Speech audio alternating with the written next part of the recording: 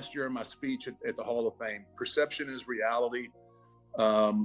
And, you know, I think sometimes he may have forgotten that, but don't let what we're doing at night get in the way of business. I mean, that was a Bagaimana jika legenda yang mengangkat WWF menjadi kerajaan global juga merupakan dalang di balik pengkhianatan tergelapnya? Bayangkan Undertaker, ikon gulat yang menyeramkan, tiba-tiba membuka tabir konspirasi yang melingkupi ring, ruang rapat, dan skandal belakang panggung paling terkenal. Dalam video ini, kita akan menyelami pengungkapan mengejutkan yang baru saja disampaikan Undertaker, mengungkap bagaimana Hulk Hogan tidak hanya menghancurkan serikat gulat pertama, tetapi juga menggunakan status superstarnya untuk memanipulasi politik, membungkam saingan, dan menutupi cercaan rasis yang terekam. Dan meskipun kerajaan Hogan tampak baik-baik saja dan penuh doa, kebenaran menunjukkan sisi kejam yang bahkan kerajaan Vince McMahon sendiri tidak dapat menghindarinya. Bersiaplah untuk mengetahui mengapa Undertaker membuat seluruh WWE khawatir dan bagaimana kebenaran ini dapat menulis ulang sejarah gulat. Tetaplah bersama kami. Kami akan mengungkapkan semua yang belum pernah Anda ketahui tentang Hulk Hogan dan Vince McMahon. Undertaker selalu bungkam tentang orang-orang yang melawannya, tetapi kini ia berdiri di hadapan dunia, tidak lagi menjadi bayangan di latar belakang, dan akhirnya ia mengatakan kebenaran tentang Hulk Hogan dan Vince McMahon. Kebenaran itu adalah pedang bergirigi yang menembus kilauan dan keberanian yang telah lama mendefinisikan dunia gulat. Saat lampu meredup, penonton menunggu, menahan napas untuk kisah yang telah terkubur bertahun-tahun di bawah lapisan mitologi dan kerahasiaan perusahaan. Hulk Hogan, pahlawan luar biasa dalam balutan merah dan kuning, telah lama menjadi wajah bisnis ini. Ia berbicara kepada anak-anak tentang doa dan vitamin. Ia meluncur dari atas ring dengan leg drop yang menggelegar, dan ia beralih dari pahlawan menjadi penjahat dengan heel turn NWO yang mengejutkan. Namun, legenda yang ia bangun dengan karismanya menyembunyikan kenyataan yang lebih gelap. Di balik persona itu adalah seorang pria yang bersedia mengorbankan siapapun dan apapun demi mempertahankan posisinya sendiri. Potongan bukti yang paling memberatkan adalah satu percakapan yang tak sengaja terdengar. Pada tahun 1986, ketika bisnis gulat meledak dalam popularitas, para pria dan wanita yang tampil di ring tidak memiliki jaring pengaman. Mereka diklasifikasikan sebagai kontraktor independen, artinya tanpa asuransi kesehatan, tanpa tunjangan pengangguran, tanpa jaminan pekerjaan. Mereka melakukan perjalanan 300 hari setahun, tampil malam demi malam, dan banyak yang menderita sakit kronis serta kehancuran finansial. Janji ketenaran adalah fata morgana jika dibandingkan dengan kerasnya perjuangan sehari-hari. Jesse Ventura, yang baru saja dari lokasi syuting Predator, mulai melihat jalan keluar dari kesulitan ini. Ia adalah sosok yang blak-blakan, karismatik, dan memiliki kata-kata untuk menyatukan para pegulat. Ia berdiri di atas kursi di ruang ganti, berbicara kepada para pegulat, dan menyatakan, "Sekarang saatnya kita berserikat." Ia berjanji bahwa jika mereka menolak tampil tanpa adanya serikat, hukum federal akan memaksa perusahaan untuk mematuhinya. Ia menggambarkan penurunan biaya perawatan kesehatan, pembangunan tunjangan pensiun, dan martabat bagi mereka yang telah menghibur jutaan orang. Ia berbicara tentang apa yang bisa terjadi jika ada serikat. Ia juga menyebutkan bahwa jika berhasil, ia bisa pensiun dengan nyaman dan mendapatkan pensiun sederhana untuk dirinya sendiri. Ia tidak hanya memikirkan dirinya sendiri, ia memikirkan setiap pegulat yang telah memberikan tubuh dan jiwa mereka untuk bisnis ini. Katalisator bagi tekadnya datang dari sumber yang tidak terduga. Dalam penerbangan ke Las Vegas, ia naik lift bersama Gene Upshaw, Kepala Asosiasi Pemain NFL, yang mengatakan kepadanya, "Kalian para pria butuh serikat." Pernyataan sederhana itu menyulut api. Ventura membawa percikan itu kembali ke dunia gulat, Dan keesokan harinya, ia menyampaikan pidato berapi-apinya di ring, berharap menyatukan para pegulat. Vince McMahon, bagaimanapun, sudah mendengarkan. Ventura kemudian memberitahu pengacaranya bahwa seruan itu telah dikhianati. Seorang pria di ruang ganti telah mengkhianati Ventura, seorang pengkhianat yang ada di mana-mana, tetapi tidak ada yang tahu. McMahon tidak tahu bagaimana ia mendengar tentang serikat itu. Namun, ketika pengacara Ventura menanyainya dalam deposisi, McMahon menjawab, "Hulk Hogan yang memberitahuku." Tidak ada keraguan. Hulk Hogan adalah bintang, pemimpin ruang ganti, nama terbesar di perusahaan, tetapi dialah yang telah mengkhianati rekan-rekan pegulatnya. Pengungkapan itu bagai sambaran petir. Hogan, orang yang mengkhotbahkan tentang melakukan hal yang benar, adalah orang yang mengkhianati Ventura. Pengakuan McMahon sendiri adalah konfirmasi bahwa Ventura tidak sendirian dalam pengkhianatan ini. Hogan telah mendapatkan lebih banyak daripada seluruh roster WrestleMania 3 jika digabungkan, dan ia tidak punya insentif untuk mengganggu stabilitas. Sistem yang ada berfungsi baginya. Itu membuatnya sangat kaya. Di ruang ganti yang seharusnya menjadi tempat solidaritas, Hoganlah yang menghancurkannya. Konsekuensi dari pengkhianatan itu tidak dapat dilebih-lebihkan. Gulat profesional tetap menjadi salah satu dari sedikit industri hiburan besar tanpa representasi serikat. Para pegulat masih harus hidup sebagai kontraktor independen, tanpa asuransi kesehatan, tunjangan pengangguran, atau jaminan pekerjaan. Banyak karir yang bisa diselamatkan, banyak pegulat yang bisa pensiun dengan bermartabat alih-alih meninggal dalam keadaan bangkrut dan hancur. Pola manipulasi Hogan telah menjadi cetak biru bagi industri ini. Pola berikutnya adalah penggunaan kontrol kreatif.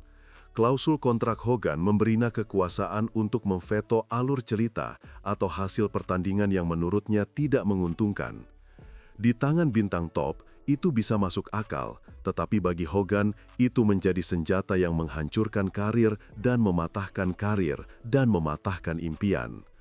Itu adalah kekuatan yang bisa digunakan atau hanya diancamkan. Salah satu contoh politiking paling menghancurkan adalah WCW Starrcade 1997.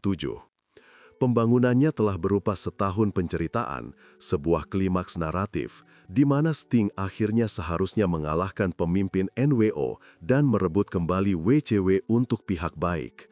Para penggemar telah membangun antisipasi, sorakan, perasaan listrik dari klimaks cerita. Namun Hogan menolak untuk membiarkan Sting kalah dengan bersih. Penyelesaiannya melibatkan hitungan cepat oleh wasit Nick Patrick, hasil yang membingungkan yang membuat penonton bingung dan mengurangi kemenangan Sting. Para penggemar meninggalkan arena dengan kecewa, harapan mereka tidak terpenuhi. Itu adalah penyelesaian yang gagal yang menghapus dampak dari apa yang seharusnya menjadi kemenangan seorang legenda gulat, mengubah cerita yang sebanding dengan Luke Skywalker mengalahkan Darth Vader menjadi kekacauan yang membingungkan. Pola ini tidak terisolasi. Hogan hanya menggunakan kontrol kreatifnya sekali, menurut Eric Bischoff, tetapi kesaksian pegulat lain melukiskan gambaran yang berbeda. Ancaman kekuasaannya sudah cukup untuk mencapai tujuannya, dan kerusakannya meluas di luar WCW.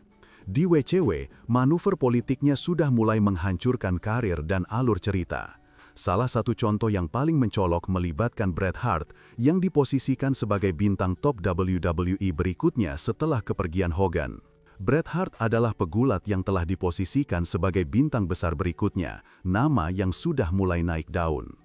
Pola manipulasi ini adalah tanda jelas dari lingkungan toksik yang telah dibangun Hogan, lingkungan toksik yang mengubah bisnis gulat menjadi arena bermain pribadinya. Pengungkapan Undertaker bukan hanya katarsis emosional. Itu adalah kebenaran yang menghancurkan mitologi dan membuka babak baru bagi para pegulat yang masih berjuang dalam pertempuran yang sama dengan yang coba ditangani Ventura pada tahun 1986. Kisah itu masih terus berlanjut. Saat suara Undertaker menembus kebisingan, dunia akhirnya bisa melihat bahwa industri gulat masih kehilangan serikat, masih kehilangan jaring pengaman yang akan melindungi nyawa mereka yang mempertaruhkan segalanya untuk menghibur dunia. From Vince, because Vince, regardless of what anybody thinks, deep in his heart, he's one of the boys. He really is. And he has that. Kebenaran itu adalah pedang bergerigi yang menembus kilauan dan keberanian yang telah lama mendefinisikan dunia gulat. Itu adalah kisah yang telah terkubur bertahun-tahun di bawah lapisan mitologi dan kerahasiaan perusahaan. Kisah itu akhirnya diceritakan, dan dunia akhirnya bisa melihat pria di balik pahlawan dan sistem yang memungkinkan satu individu kuat untuk memanipulasi dan membentuk industri dengan mengorbankan orang lain. Suara Undertaker yang dulunya tenang dan penuh hormat, kini menembus mitos, mengungkap lapisan lebih gelap di balik legenda Hogan yang berkilau. Itu bukan satu kesalahan, katanya. Itu adalah rentetan pilihan, masing-masing memicu yang berikutnya, sampai seluruh tatanan dunia gulat mulai terurai. Dengan itu, cerita beralih ke penolakan gelar Hart, jaringan nepotisme yang membentang di WCW, sabotase bintang yang sedang naik daun, dan penyebaran kebohongan tanpa henti yang, seiring waktu, mengubah seorang pahlawan menjadi paria. Insiden Hart berada di inti kekuatan politik Hogan. Ketika Vince McMahon dan Hogan duduk bersama di meja rapat, keputusannya jelas. Pegulat heel top dunia tidak mampu berbagi sorotan dengan pesaing yang lebih muda dan lebih ringan. Meskipun Hart, seorang pegulat dengan bakat sejati, telah memenangkan sabuk kejuaraan di panggung besar, penolakan Hogan untuk menyerahkannya mengirimkan pesan yang mengerikan. Itu lebih dari sekedar penolakan gelar sederhana. Itu adalah demonstrasi bahwa nama-nama terbesar dalam bisnis ini bersedia untuk menekan potensi demi menjaga sorotan tetap tertuju pada diri mereka sendiri. Penolakan itu menyebar ke seluruh industri, menciptakan iklim di mana wajah-wajah baru tidak pernah bisa menemukan pijakan tanpa restu dari seorang gatekeeper. Dan gatekeeper itu, seperti yang ditunjukkan narasi, menggunakan kekuasaannya tidak hanya untuk melindungi posisinya sendiri, tetapi juga untuk mengangkat beberapa orang pilihan.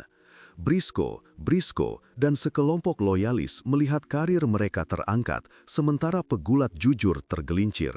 Rantai nepotisme terlihat jelas dalam cara kisah Briscoe terjalin dengan keputusan Hogan.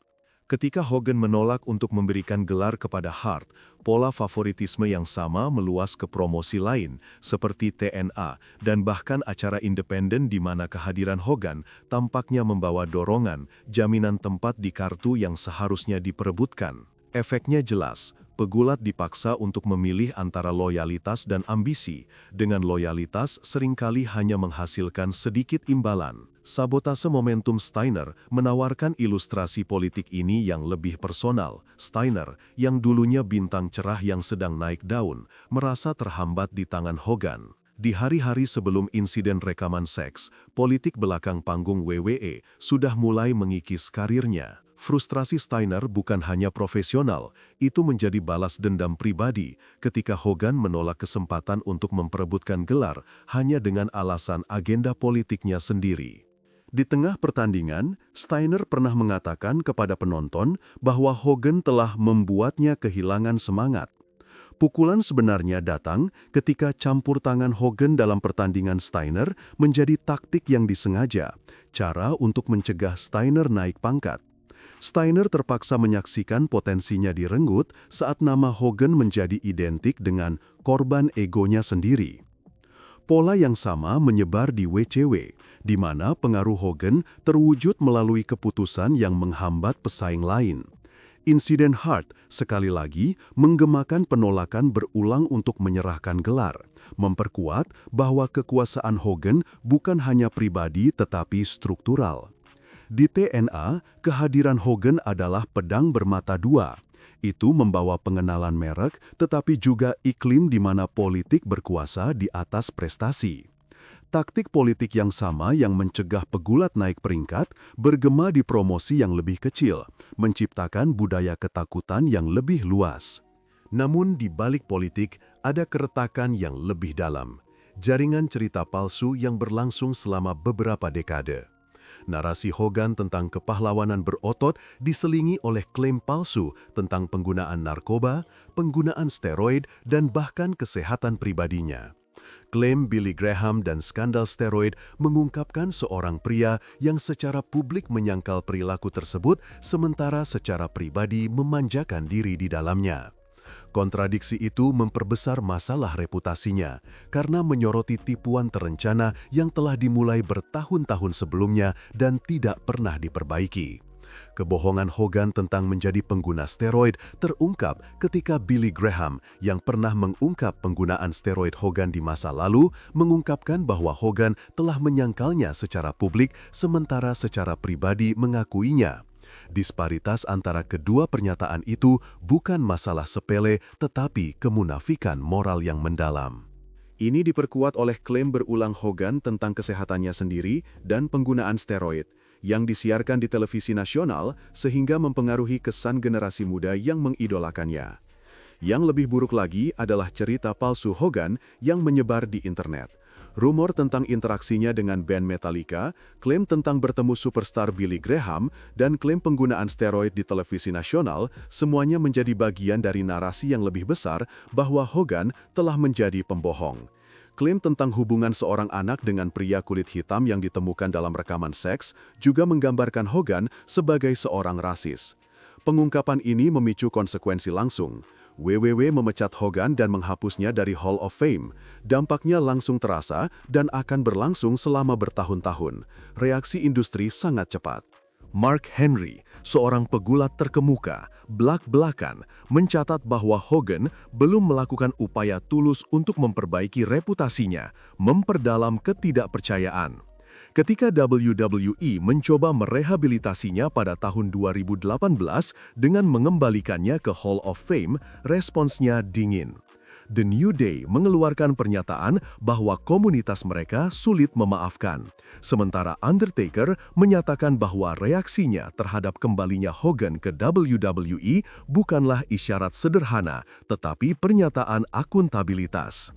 Singkatnya, upaya Hogan untuk penebusan sebagian besar dianggap gagal. Bahkan pernyataan putranya sendiri tentang kurangnya penyesalan ayahnya diabaikan, dan reaksi industri adalah untuk tetap menyorotnya. Undertaker, seorang legenda dengan haknya sendiri, meluangkan waktu untuk membahas pergeseran budaya yang menyebabkan penerimaan terhadap kepribadian yang tak termaafkan.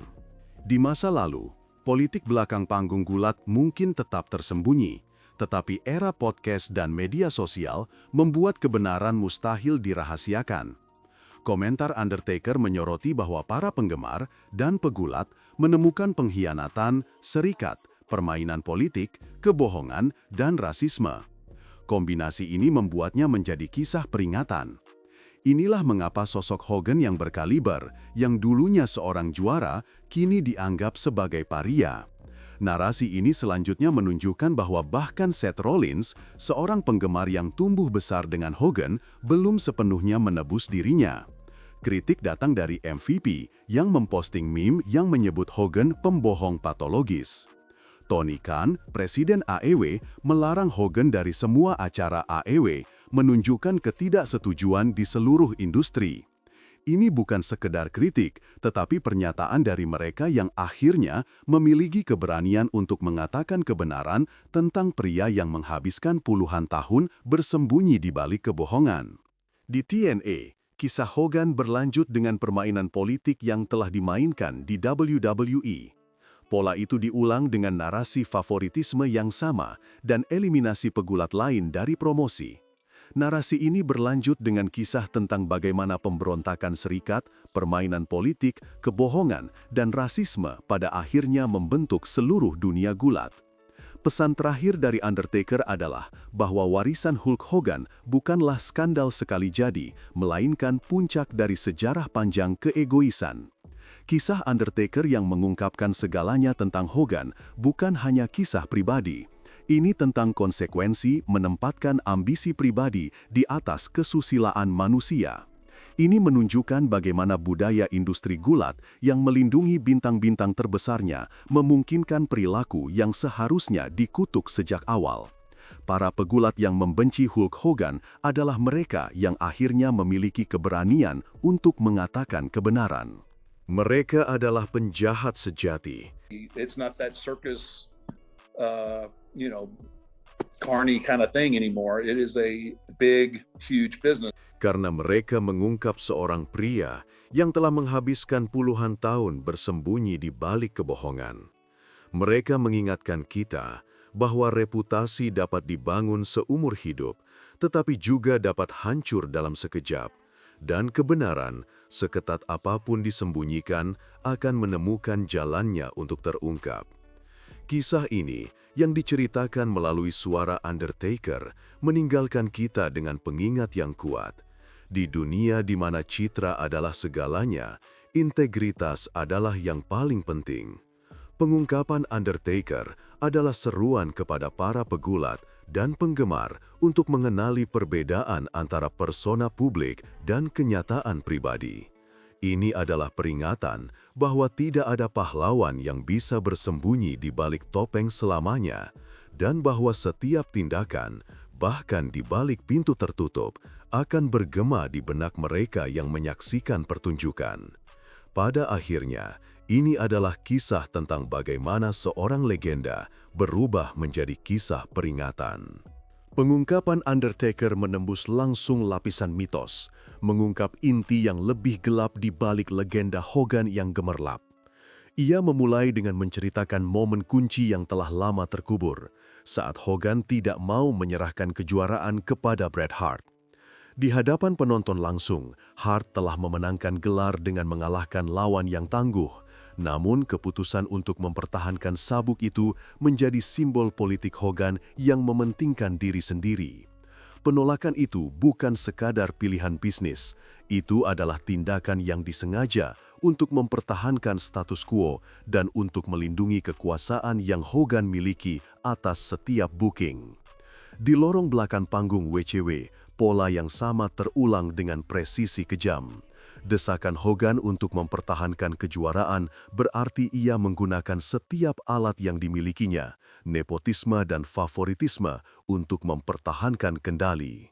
Briscoe, dan kader pegulat yang memiliki hak istimewa untuk bekerja bersamanya diberi kesempatan yang tidak pernah bisa diklaim oleh Hart dan banyak lainnya. Favoritisme ini menjadi ilustrasi jelas tentang bagaimana agenda politik Hogan terjalin dalam setiap promosi. Ketika gelar itu tidak pernah diserahkan kepada Hart, mesin politik yang sama yang diuntungkan dari keputusan itu juga memperluas jangkauannya ke promosi yang lebih kecil dan kurang kuat. Ini menciptakan lingkungan di mana bakat baru tidak pernah bisa mendapatkan pijakan kecuali mereka bersedia tunduk kepada Hogan atau bersedia bekerja dalam diam.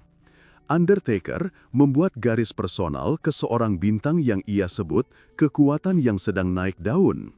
Pria yang memiliki kekuatan untuk mengalahkan heel terbaik dunia.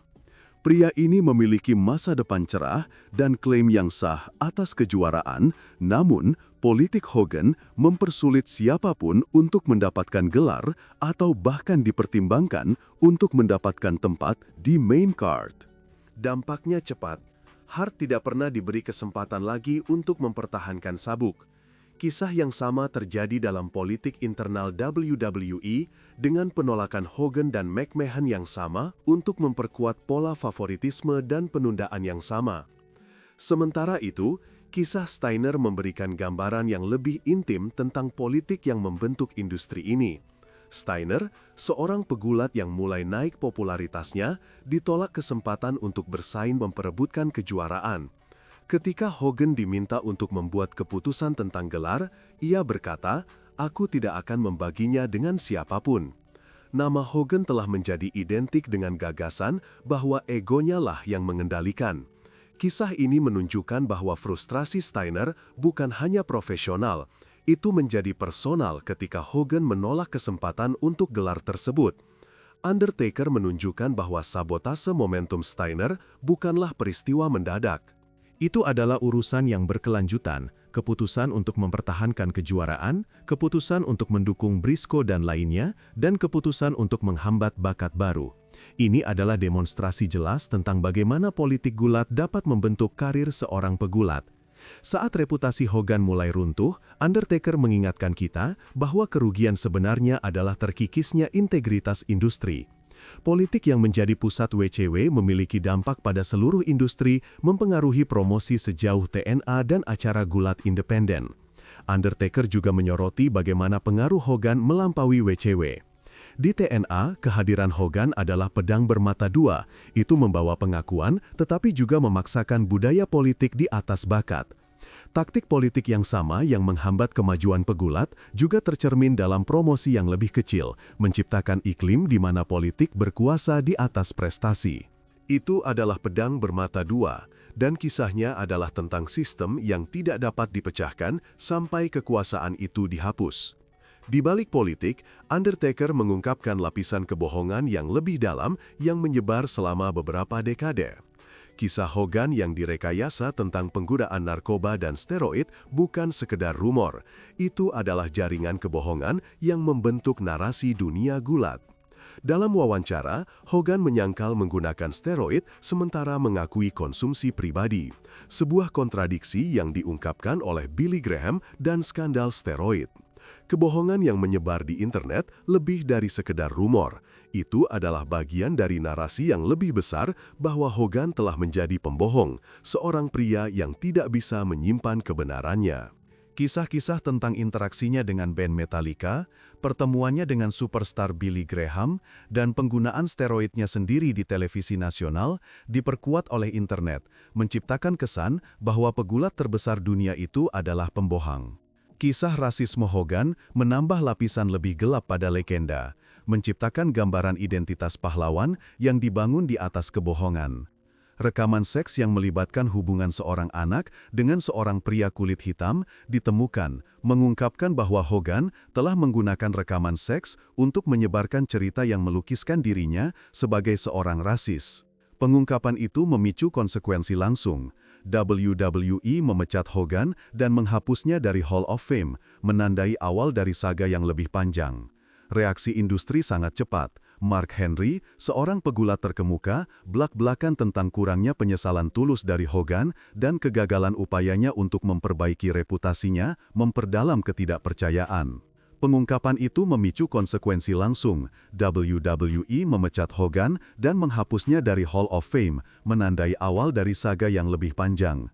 Reaksi industri sangat cepat. Mark Henry, seorang pegulat terkemuka, belak-belakan tentang kurangnya penyesalan tulus dari Hogan dan kegagalan upayanya untuk memperbaiki reputasinya, memperdalam ketidakpercayaan. Ketika WWE mencoba merehabilitasinya pada tahun 2018 dengan mengembalikannya ke Hall of Fame, responsnya keras. The New Day mengeluarkan pernyataan bahwa komunitas mereka sulit memaafkan. Undertaker, seorang legenda dengan haknya sendiri, menyatakan bahwa reaksinya terhadap kembalinya Hogan ke WWE bukanlah isyarat sederhana, tetapi pernyataan akuntabilitas. Singkatnya, upaya Hogan untuk penebusan sebagian besar dianggap gagal. Bahkan pernyataan putranya sendiri tentang kurangnya penyesalan ayahnya diabaikan, dan reaksi industri adalah untuk tetap menyorotnya. Undertaker, seorang legenda dengan haknya sendiri, meluangkan waktu untuk membahas pergeseran budaya yang menyebabkan penerimaan terhadap kepribadian yang tak termaafkan tersebut. Di masa lalu, politik belakang panggung gulat mungkin tetap tersembunyi. Tetapi era podcast dan media sosial membuat kebenaran mustahil dirahasiakan. Komentar Undertaker menyoroti bahwa para penggemar dan pegulat menemukan pengkhianatan, serikat, permainan politik, kebohongan, dan rasisme. Kombinasi ini membuatnya menjadi kisah peringatan.